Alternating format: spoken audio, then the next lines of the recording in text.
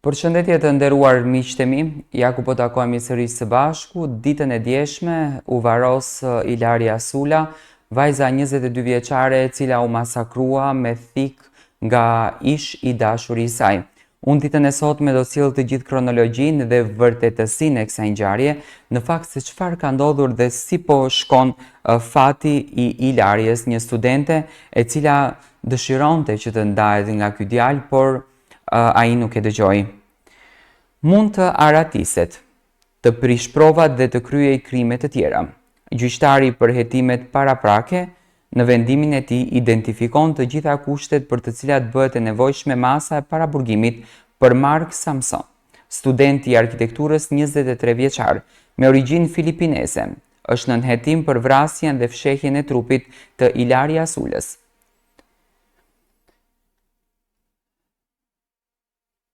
Trupi i vajzës 22 vjeçare, studente statistikës në Universitetin Las Pancieza, u gjet në një humner në zonën e Prenestina, rreth 50 kilometra nga Roma. Të premten në përfundim të një marrjeje të gjatë në pyetje në burgun Regina Coeli, arrestimi i Markut u konfirmua. Prokurorët të koordinuar nga zëvendës prokurori Giuseppe Casinici e akuzojnë atë për vrasje me dashje të rënduar nga marrëdhënia afektive dhe fshehja e trupit të vajzës. Mark ka treguar se ka vrarë ish të dashurën e tij në mëngjesin e datës 26 mars, pasi kishte çuar mëngjesin në shtrat. Kam qenë vetëm në shtëpi. Babai dhe mamaja ishin jashtë, përsërit i riu. Por versioni i tij nuk i bind. Duhet verifikuar nëse mamaja ishte vërtet në punë, nëse dikush e ndihmoi për të fshehur trupin apo nëse familja Samson mund të kishte shpëtuar Ilariën. Mark nuk flet, nuk përgjigjet për pyetjet që kanë të bëjnë me prindërit. Nëna e Mark Samson nuk e donte Ilaria Sulën në shtëpi. Ai duhej të studionte, ajo e shpërqendronte. Tani hetuesit e skuadrës mobile të koordinuar nga Roberto Giuseppe Pitito do të duhet të kryqëzojnë tabuletat dhe qelizat telefonike për të rindërtuar pozicionet e të pranishmëve, të analizojnë mesazhet për të kuptuar nëse vrasja ishte planifikuar dhe mbi të gjitha të përcaktojnë nëse Ilaria vdiq menjëherë. Ato plak mund ta kenë vrarë në vend, por me një armë kaq të vogël nuk është e sigurt. Sipas rrëfimit të dyshuarit, Ilaria pasi kishte dalë nga shtëpia në San Lorenzo, kishte mbërritur në apartamentin e Markut në rrugën Homs, në zemër të lagjes afrikane, me autobus. Pse kishte shkuar? Duhej të më kthente disa rroba, shpjegon ai. Marrëdhënia e tyre kishte marrë fund. Në dhomën e gjumit të Markut, diskutimi bëhet i tensionuar. Ajo donte ta përfundonte lidhjen, ndërsa ai jo. Ora kalon mesnatën dhe autobuset ndalojnë së funksionuari. Për këtë arsye, ajo qëndroi për të fjetur tek unë. Të nesërmen i çova mëngjesin në shtrat, në një tabaka, thot ai. Kur u ktheva pash telefonin e saj, po shihej me një tjetër. Është thelbi i pranimeve të tij. Më pas plagët të shkaktuara me thikën që ai kishte sjell në dhomën për mëngjesin, 3 plagë në qafë vdekjepruse, Ilaria është përpjekur të mbrohet, por nuk ja doli. Më pas djali u shpëtoi thikës, duke e hedhur së bashku me një thes me qilimin e njullosur me gjak dhe leckat e përdorura për të pastruar dhomën, në një kosh mbeturinash në lagjen afrikane.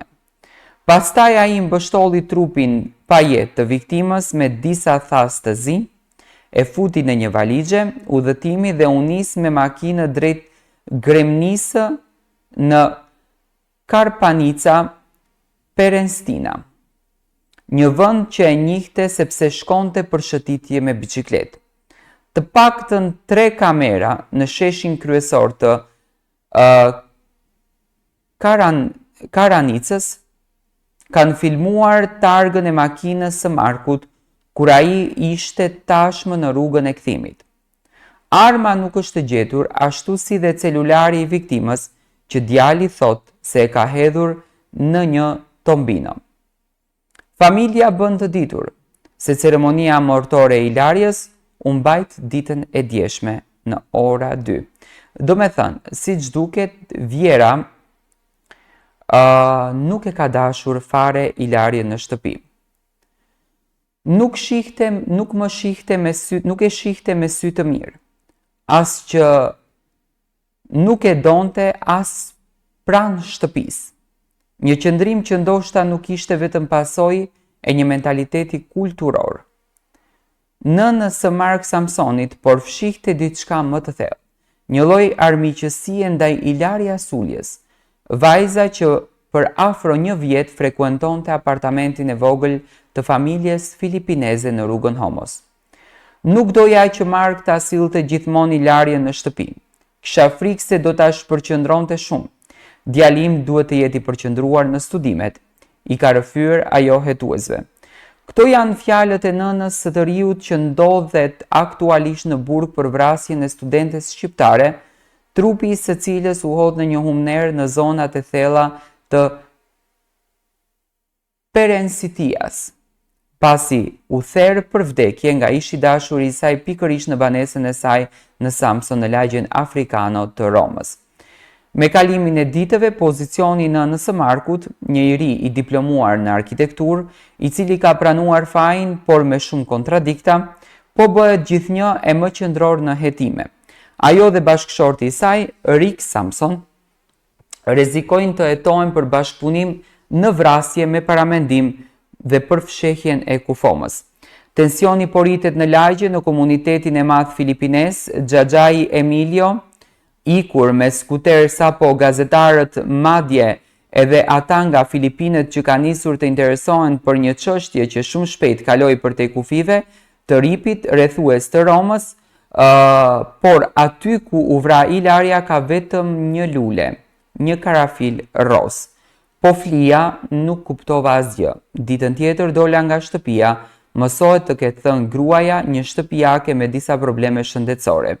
Gjatë marrjes në pyetje nga policia kriminale në drejtimin e hetuesit Roberto Pitito, deri më tani, ky ka qenë e vetmja dhe e para seancë pyetjesh me të, por nuk përjashtohet mundësia që të përsëritet.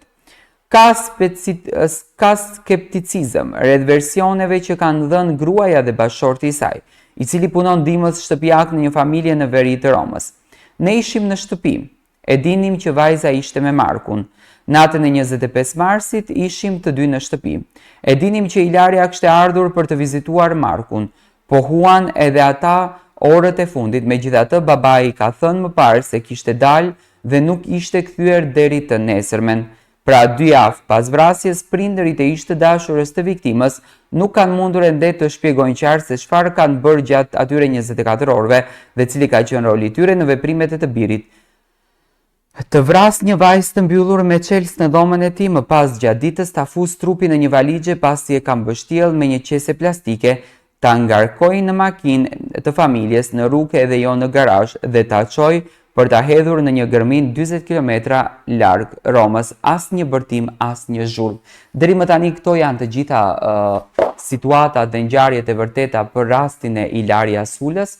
Nëna e saj normalisht duket shumë e thyer sepse të rrisësh fëmijën edhe të ta vrasin nuk është e lehtë dhe sidomos një filipines që është edhe më e keqe.